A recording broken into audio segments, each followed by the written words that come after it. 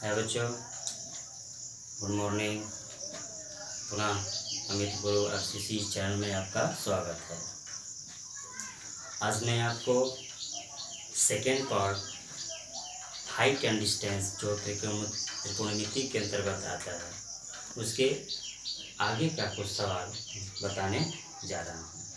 पिछले वीडियो में जो फर्स्ट पार्ट है आपको कुछ सवाल बताए गए थे और हाइट एंड डिस्टेंस के कुछ नियम बताए गए थे, जो कि जितने भी बच्चे उसको देखे होंगे हमें आशा है कि उनको समझ में आया जरूर होगा। तो आप लोग आज के वीडियो में उसी टाइप का सवाल कुछ अलग टाइप के सवाल का अध्ययन करेंगे। पढ़ाने से पहले एक बात कहना चाहता हूं कि जितने भी बच्चे अब तक जो सब्सक्राइब नहीं किए हैं वो बच्चे इस चैनल को सब्सक्राइब अवश्य कर लें और जितना अधिक से अधिक शेयर करना हो उसको अधिक से अधिक शेयर करने का जो तरीका है अपने दोस्तों तक पहुंचाने का, अपने सहपाठियों तक पहुंचाने का, उसका आप अवश्य इसका फॉलो करें। इसे ज़्यादा से ज़्यादा शेयर करने की कोशिश कीजिएगा। तो आइए हम लोग अब टॉपिक पर चलते हैं, हाइट एंड डिस्टेंस के। ठीक है, तो देखिए यहाँ एक क्वेश्चन है। एक ऊर्ध्वाधर खंभे की छाया उसकी ऊंचाई का 1/√3 है। ये आपका 1 है और बटा √3 गुना है। एक ऊर्ध्वाधर खंभे की छाया उसकी ऊंचाई का 1/√3 गुना है। तो पूछा है सूर्य का उन्नयन कोण ज्ञात कीजिए। सवाल को करने से पहले उस पहले वीडियो में भी जो पार्ट 1 वीडियो था उसमें आपको बहुत कुछ समझाया गया था। बात है छाया की। तो आप ये बताओ कि किसी भी धरातल पर कोई भी वस्तु यदि खड़ी है, हम खड़े हों, पेड़ पौधे, कोई भी वस्तु, मकान, मीनार, कुछ भी हो, तो किसी भी वस्तु के यदि साइड से सूर्य का प्रकाश उस पर पड़ता है तो उसकी छाया धरातल पर पड़ती है। ये तो आप जानते हो, कुछ विज्ञान का इसमें श्रेय है। तो सूर्य का प्रकाश पड़ने पर उस वस्तु की छाया धरातल पर पड़ती है। तो उस टाइप से हम इसका चित्र बनाएंगे। वो क्या है, तो सबसे पहले जानिए एक ऊर्ध्वाधर खंभा। तो खंभे की बात है तो हमने क्या कर दिया, एक खंभा हमने दर्शा दिया। यह खंभा धरातल पर ही होगा। तो सूर्य का प्रकाश जब इस पर पड़ेगा, इस खंभे पर, तो इसकी छाया इधर बनेगी। कहाँ बनेगी, धरातल पर। तो सपोज दैट मान लीजिए ये इसकी क्या है, छाया है। हम नाम दे दें, ये अगर ए है, ये बी है, तो ये क्या है, सी। तो ए बी क्या है, यह एक खंभा है। ध्यान दीजिएगा एकदम, ए बी एक खंभा है। बी सी इसकी क्या है, छाया है। किसकी छाया, खंभे की। खंभा खड़ा है, सूर्य का प्रकाश पड़ रहा है इस पर और इसकी छाया धरातल पर पड़ेगी। तो BC इस खंभे की क्या है, छाया है। तो हमने छाया दर्शा दिया, खंभा दर्शा दिया। अब दिया है कि एक ऊर्ध्वाधर खंभे की छाया उसकी ऊंचाई का 1/√3 गुना है। तो सबसे पहले आप इस C और A को मिला दीजिए। आपने इसको मिला दिया तो ये बताइए ये कौन सा त्रिभुज बना। पहले से ही बताया जा चुका है कि हाइट एंड डिस्टेंस में हमेशा समकोण त्रिभुज ही बनता है। कौन सा त्रिभुज, समकोण त्रिभुज बनता है। तो AB हो गया आपका खंभा, BC हो गया आपका उस खंभे की छाया। तो सबसे पहले हम मान लेंगे, माना कि खंभे की ऊंचाई बराबर h मीटर। क्या ले लें हम, h मीटर। क्योंकि ध्यान दीजिएगा यहाँ पर किसी प्रकार का कोई मात्रक नहीं दिया है, कोई मात्रक नहीं दिया है। तो आप कुछ मात्रक लिख सकते हैं अपनी तरफ से, लेकिन जो मात्रक लेंगे हर जगह वही मात्रक होगा। h इकाई ले लीजिए, h मीटर, h सेंटीमीटर, लेकिन तो जो भी मात्रक लेंगे एक समान मात्रक, क्योंकि यहाँ पर हमें क्या निकालना है, उन्हें कोण, एंगल निकलेगा। तो मात्रक अपने आप गायब हो जाएगा वो जब सवाल हल करेंगे तब। तो ध्यान दीजिएगा माना कि खंभे की ऊंचाई h मीटर है। तो आप ये बताओ, प्रश्नानुसार हम कह सकते हैं कि यदि खंभे की ऊंचाई को हमने मान लिया कितना, h मीटर, और प्रश्न में कहा है कि खंभे की जो छाया है वह ऊंचाई का 1/√3 है। तो ये बताइए खंभे की छाया, ध्यान दीजिएगा, खंभे की छाया, ये बताओ खंभे की छाया को क्या दर्शा सकते हैं हम, BC। तो जो BC है वह ऊंचाई मतलब h का मतलब गुणा 1/√3, जो छाया है वह ऊंचाई का मतलब गुणा 1/√3 है। तो BC बराबर हम लिख सकते हैं h/√3। ये किसका माना गया, छाया का माना गया, ठीक है। और यहाँ क्या है, ऊंचाई h है। तो आप ये बताओ कि समकोण त्रिभुज है और उन्नयन कोण यहाँ बना है और यहाँ हमने क्या ले लिया, ये थीटा ले लिया, तो इस एंगल के सामने का जो भुजा है वो लंब कहलाएगा। इसको क्या बोलेंगे हम, आधार बोलेंगे। तो कौन सा त्रिकोणमितीय निष्पत्ति होती है जिसमें लंब और आधार आता है, तो tan होता है। तो लिखेंगे त्रिभुज, समकोण त्रिभुज, ध्यान दीजिएगा, समकोण त्रिभुज ABC में, तो ABC में हम क्या लेंगे, tan थीटा बराबर, लंब की बात करेंगे तो AB होगा, आधार की बात करेंगे तो BC होगा। तो ये बताइए tan थीटा बराबर, AB का मान आपने पहले माना है, वो क्या माना है, h माना है। BC का मान आपने निकाला है h/√3, तो हम h/√3 लिख देंगे। तो ये बताओ, ये हुआ अंश और नीचे वाला अंश बटा हाफ, तो ये √3 कहाँ जाएगा, ऊपर जाएगा। तो आप लिख दोगे tan थीटा बराबर h गुणे √3 बाई कितना, h हो गया। अब h से h क्या हो गया, कैंसिल। अब पहले ही बताए थे कि h मीटर है, तो यहाँ मात्रा की कोई बात ही नहीं आएगी क्योंकि एंगल हमें निकालना है। तो आ गया कितना, tan थीटा बराबर √3। tan थीटा का मान √3 आ गया। ये उन्नयन कोण tan थीटा नहीं है, उन्नयन कोण के लिए हमें केवल थीटा का मान निकालना है। तो आप ये बताओ कि ऐसा कौन सा एंगल tan में √3 होता है, किस एंगल का मान tan निष्पत्ति में √3 होता है। तो अगर आपको याद होगा तो tan थीटा बराबर tan, जो हम लिखेंगे, ध्यान दीजिएगा, tan निकालने के लिए क्या करेंगे हम, अब आपको याद होना चाहिए कि किस एंगल का मान tan का मान √3 होता है, ठीक। तो ध्यान दीजिएगा, अगर आपको जानकारी नहीं तो आप इसके कैसे निकालेंगे, तो आप जानते हो कि tan थीटा बराबर होता है sin थीटा बटा cos थीटा, ठीक है। तो यदि हम tan 60 की बात करते हैं तो लिखेंगे sin 60 बटा cos 60। sin 60 का मान √3/2 और sin 60 का मान 1/2 कैंसिल हो गया, क्या हुआ, √3 आया। तो हम क्या लिख सकते हैं कि tan थीटा बराबर √3 जो है यह tan 60 का मान है। तो अगर दोनों पक्षों में त्रिकोणमितीय निष्पत्तियां आपस में बराबर होती हैं तो वहाँ पर जो tan और ये tan होता है कैंसिल हो जाता है, इसको हम काटते नहीं हैं, नियम होता है। तो थीटा बराबर आ गया 60 डिग्री, कितना, 60 डिग्री। अब यह 60 डिग्री जो है यह क्या है, सूर्य का उन्नयन कोण आपका कितना है, 60 डिग्री है। अब ध्यान दीजिएगा, ये आपका आंसर हो गया, ये कंफर्म।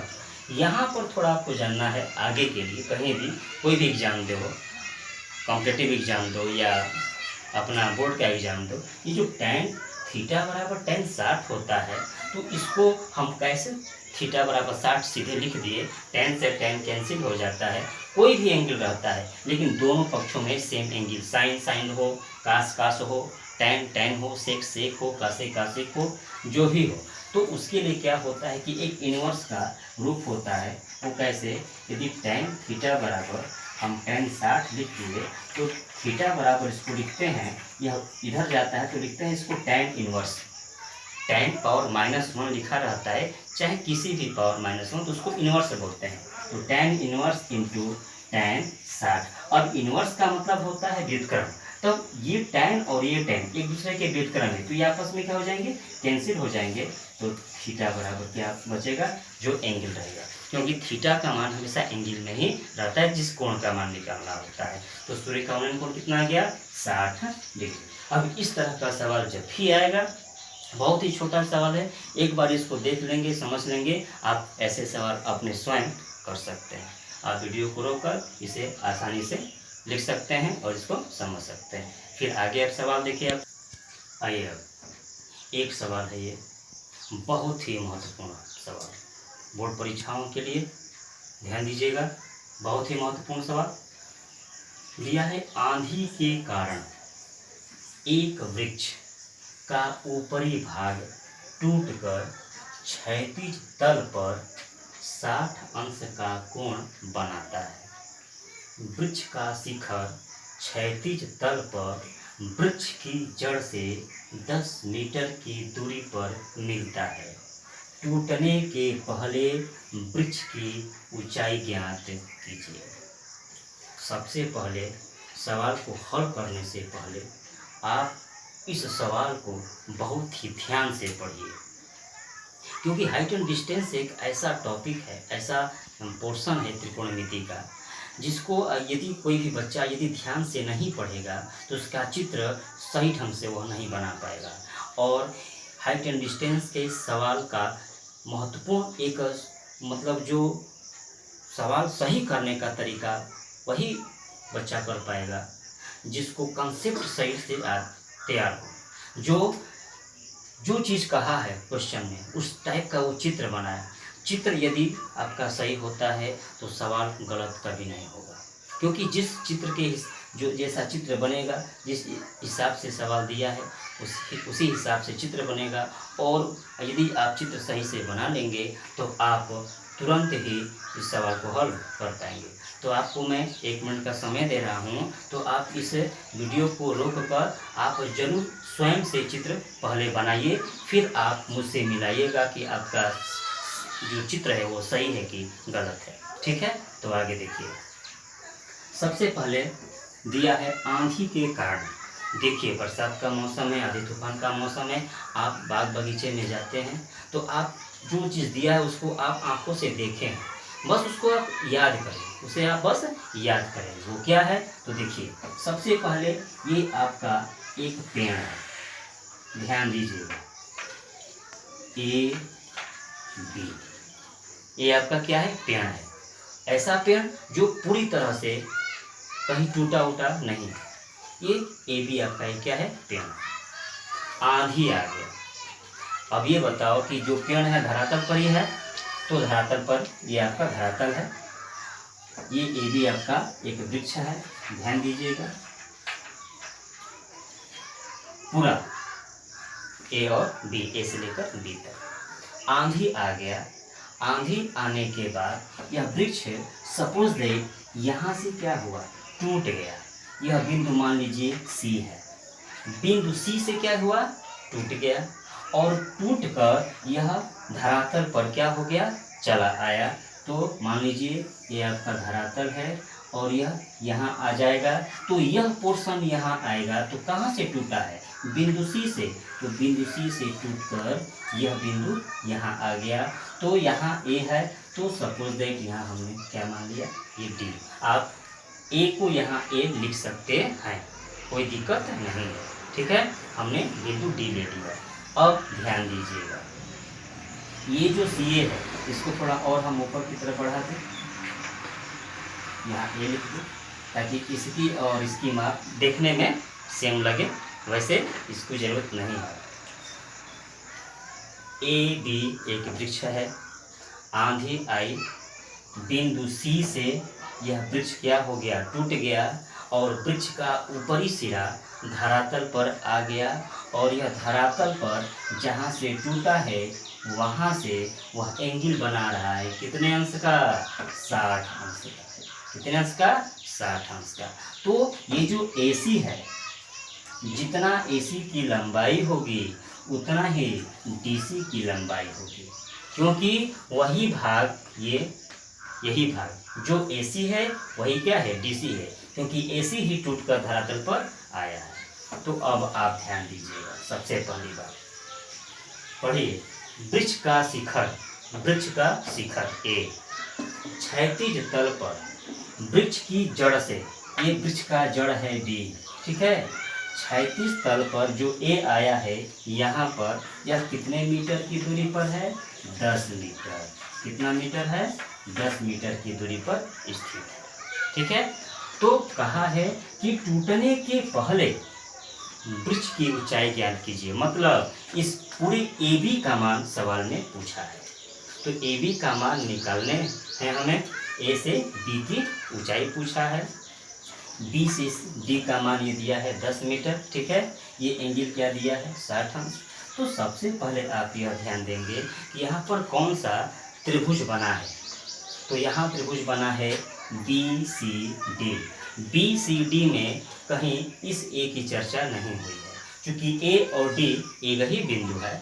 तो यहाँ पर हम लिख सकते हैं, ध्यान दीजिएगा, हल कर रहे हैं और सभी लोग, हमें आशा है कि इसको ध्यान से देखेंगे।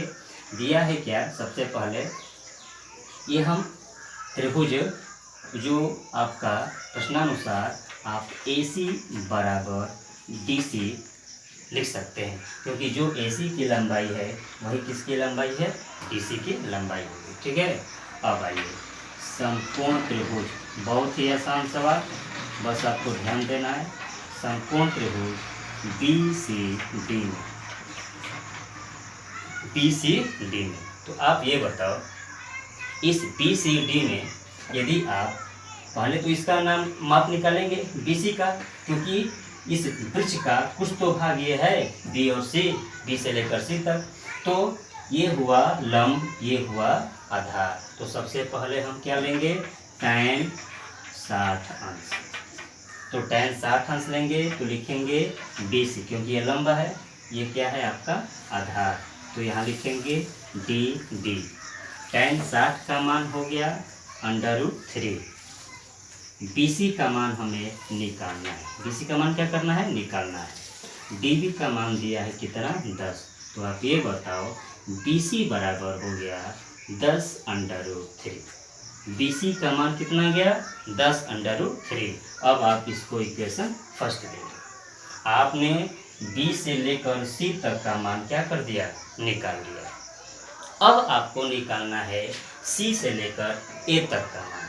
तो आप ये बताओ, C से लेकर A तक के लिए ऐसा कहीं लाइन तो खींचा नहीं गया है, तो यह किसके बराबर है, इसके बराबर, D और से C तक के जो DC है वह किसके बराबर है, AC है। तो पुनः हम इसी त्रिभुज में हम DC को लेकर चलेंगे, ठीक है। किसको लेकर चलेंगे, DC को। तो लिखेंगे पुनः समकोण त्रिभुज, पुनः समकोण त्रिभुज BCD में।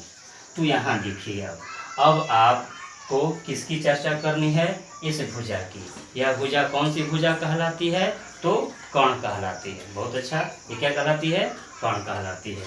तो कर्ण और आधार की चर्चा करेंगे हम, क्योंकि आधार कितना दिया है, 10 मीटर, और यह कर्ण है।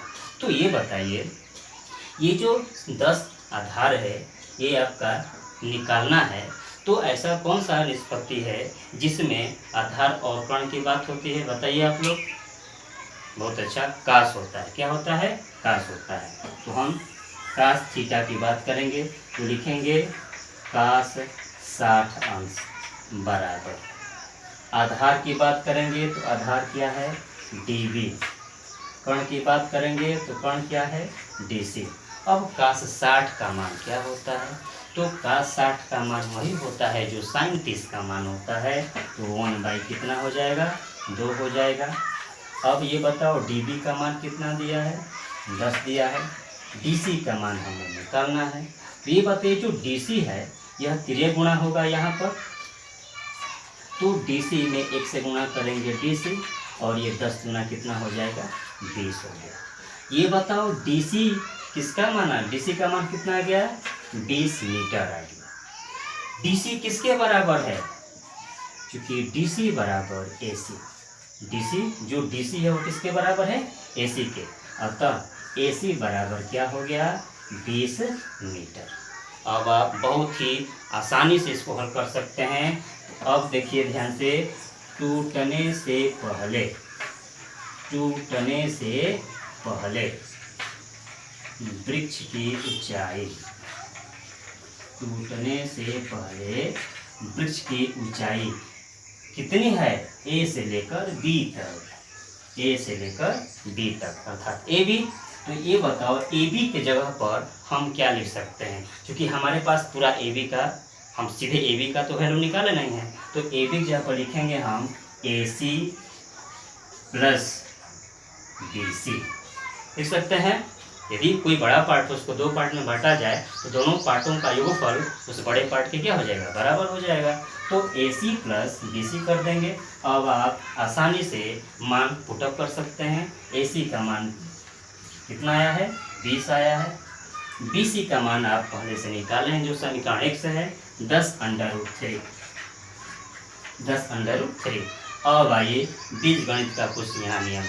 अब यहाँ पर बच्चे गलती कभी मत कीजिएगा कि 20 प्लस 10√3 को आप 30√3 मत लिख दीजिएगा, क्योंककि यहाँ पर √3 है, यहाँ पर √3 नहीं है। तो इसको आप एक सजातीय पद में लिखेंगे। वो कैसे होगा, तो ये तो √3 के साथ आएगा नहीं, तो करेंगे क्या, 20 प्लस 10 लिख देंगे। √3 का मान होता है 1.732, ठीक है। तो आप लिख सकते हो 20 प्लस, हम इसमें गुणा करेंगे तो ये हो जाएगा 17.32, 17.32। अब आप इसको आसानी से जोड़ सकते हैं। तो देखिए दशमलव के इधर 3 2 है, तो आप लिख सकते हैं 20 और 17 कितना हो जाएगा, 37.32 मीटर। ये हो गया वृक्ष की ऊंचाई। यह ऊंचाई कब की है, टूटने से पहले उस वृक्ष की ऊंचाई, ठीक है। तो ये जो आपका सवाल था इस तरह हल हुआ। आप कितने बच्चे इसका जो स्वयं हमने शुरू में बताया था कि चित्र बनाए हैं, वो बच्चे यदि इस तरह का चित्र होगा तो हमें आशा है कि उनको समझ में जरूर आया होगा। जिनको नहीं समझ में आया होगा वो तुरंत इसको लिख लेंगे, सही ढंग से समझ लेंगे, और जो भी समस्या हो कमेंट बॉक्स में आप अवश्य लिखें। जिस चैप्टर का वीडियो बने उस चैप्टर के हिसाब से आप बता सकते हैं, पूछ सकते हैं कुछ, ठीक है।